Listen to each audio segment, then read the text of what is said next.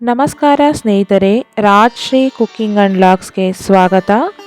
ಮಹಾಶಿವರಾತ್ರಿಯಂದು ತಿಲ ಅಕ್ಷತೆಯನ್ನು ಶಿವನಿಗೆ ಏರಿಸುವುದರಿಂದ ನಮ್ಮ ಮನೆತನ ಉಜ್ವಲವಾಗುತ್ತದೆ.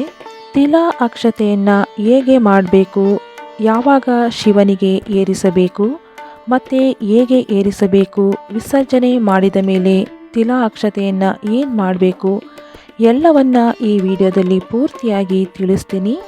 ವಿಡಿಯೋನ ಎಲ್ಲೂ ಸ್ಕಿಪ್ ಮಾಡದೆ ನೋಡಿ. ಇವಾಗ ತಿಲ ಅಕ್ಷತೆಯನ್ನು ಮಾಡೋದು ಹೇಗೆ ಅಂತ ನೋಡೋಣ. ನಾನಿಲ್ಲಿ ಒಂದು ಸಣ್ಣ ಕಪ್ಪಿನಲ್ಲಿ ಅಕ್ಕಿನ ತಗೊಂಡಿದ್ದೀನಿ. ಆದಷ್ಟು ಸಣ್ಣ ಅಕ್ಕಿನೇ ತಗೊಳ್ಳಿ. ಅಕ್ಕಿನ ಚೆನ್ನಾಗಿ ಸ್ವಚ್ಛ ಮಾಡಿ ಇಟ್ಕೊಳ್ಬೇಕು. ತುಂಡಿಲ್ಲದೆ ಇರುವಂತಹ ಅಕ್ಕಿನೇ ತಗೊಳ್ಬೇಕು.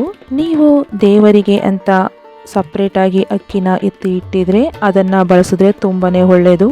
ಇದಕ್ಕೆ 1 ಸ್ಪೂನಷ್ಟು ಉದ್ದಿನಬೇಳೆ, 1 ಸ್ಪೂನು ಬಿಳಿ ಎಳ್ಳು, 1 ಸ್ಪೂನು ಗೋಧಿ, 1 ಸ್ಪೂನು ಕಡಲೆಬೇಳೆ, 1 ಸ್ಪೂನು ಹೆಸರುಬೇಳೆ, ಇಷ್ಟೆಲ್ಲ ಸಾಮಗ್ರಿಗಳನ್ನ ನಾನು ಒಂದು ಬಟ್ಲಿಗೆ ಹಾಕೊಳ್ತಾ ಇದ್ದೀನಿ. ತಿಲ ಅಕ್ಷತೆ ಅಂದರೆ ಶಿವನಿಗೆ ತುಂಬಾ ಪ್ರೀತಿಯಂತೆ. ಅದಕ್ಕೋಸ್ಕರ ಶಿವರಾತ್ರಿಯಂದು ಈ ರೀತಿಯಾಗಿ ತಿಲ ಅಕ್ಷತೆಯನ್ನು ಮಾಡಿ ಶಿವನಿಗೆ ಏರಿಸುವುದರಿಂದ ನಮ್ಮ ಸಂಕಷ್ಟಗಳೆಲ್ಲವೂ ದೂರವಾಗಿ ಮನೆಯಲ್ಲಿ ಸುಖ, ಶಾಂತಿ, ನೆಮ್ಮದಿ ನೆಲೆಸಿರುತ್ತದೆ. ಇವಾಗ ನೋಡಿ, ಇದಕ್ಕೆ ನೀರನ್ನು ಸೇರಿಸಿ 3 ಬಾರಿ ನಾವು ಚೆನ್ನಾಗಿ ತೊಳೆದುಕೊಳ್ಳಬೇಕು. ನಾನಿವಾಗ ಇದನ್ನೆಲ್ಲ 3 ಬಾರಿ ಚೆನ್ನಾಗಿ ತೊಳ್ಕೊಂಡು ಈ ರೀತಿಯಾಗಿ ನೀರನ್ನು ಸೋದಿಸಿ ಒಂದು ಕಾಟನ್ ಬಟ್ಟೆ ಮೇಲೆ ಈ ರೀತಿಯಾಗಿ ಹರಡ್ಕೊಳ್ತಾ ಇದ್ದೀನಿ. ನೀವು ಯೂಸ್ ಮಾಡಿರುವಂತಹ ಬಟ್ಟೆಯ ಮೇಲೆ ಇದನ್ನು ಒಣಗಿಸ್ಕೊಳ್ಳೋಕೆ ಹೋಗಬೇಡಿ.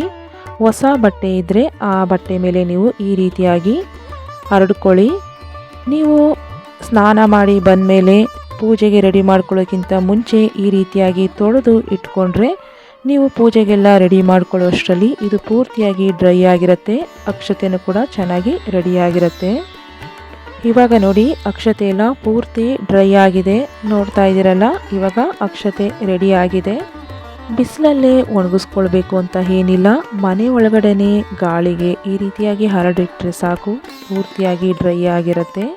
ತಿಲ ಅಕ್ಷತೆಯನ್ನು ಶಿವನಿಗೆ ಯಾವಾಗ ಏರಿಸಬೇಕು ಅಂದರೆ ಶಿವನಿಗೆ ಅಷ್ಟೋತ್ತರ ಹೇಳ್ತಾ ನಾವು ತಿಲ ಅಕ್ಷತೆಯನ್ನು ಏರಿಸಬೇಕು. ಶಿವನ ಒಂದೊಂದು ನಾಮಗಳನ್ನ ಹೇಳುವಾಗಲೂ ಒಂದೊಂದು ಬಾರಿ ಅಕ್ಷತೆಯನ್ನು ಏರಿಸಬೇಕು. ಶಿವನ 108 ನಾಮಗಳನ್ನ ಹೇಳ್ತಾ ಈ ರೀತಿಯಾಗಿ ತಿಲ ಅಕ್ಷತೆಯನ್ನು ಏರಿಸಬೇಕು. ನೋಡಿ, ಉಂಗುರದ ಬೆರಳು, ಮಧ್ಯದ ಬೆರಳು ಮತ್ತು ಹೆಬ್ಬೆರಳು, ಈ 3 ಬೆರಳಿನ ಸಹಾಯದಿಂದ ಈ ರೀತಿಯಾಗಿ ಅಕ್ಷತೆನ ತಗೊಂಡು ಒಂದೊಂದು ನಾಮಗಳನ್ನ ಹೇಳ್ತಾ ಒಂದೊಂದು ಬಾರಿ ಶಿವನಿಗೆ ಅಕ್ಷತೆಯನ್ನು ಏರಿಸ್ತಾ ಹೋಗಬೇಕು. ವಿಸರ್ಜನೆ ಮಾಡಿದ ಮೇಲೆ ತಿಲ ಅಕ್ಷತೆಯನ್ನು ಏನು ಮಾಡಬೇಕು ಅಂದರೆ ನೀವು ದೋಸೆ ಮಾಡೋದಕ್ಕೆ ಅಥವಾ ಪಡ್ಡು ಮಾಡೋದಕ್ಕೆ ನೀವು ಈ ಅಕ್ಷತೆನ ತೊಳೆದು ಬಳಸ್ಕೊಳ್ಬೋದು. ಎಲ್ಲರೂ ಮಹಾಶಿವರಾತ್ರಿಯಂದು ಈ ರೀತಿಯಾಗಿ ತಿಲ ಅಕ್ಷತೆಯನ್ನು ಮಾಡಿ ಶಿವನಿಗೆ ಏರಿಸಿ ನಿಮ್ಮ ಸಂಕಷ್ಟಗಳೆಲ್ಲ ಕಳೆದುಕೊಳ್ಳಿ ಅಂತ ಹೇಳ್ತಾ ಮತ್ತೊಂದು ವಿಡಿಯೋದಲ್ಲಿ ಸಿಗ್ತೀನಿ. ಧನ್ಯವಾದ.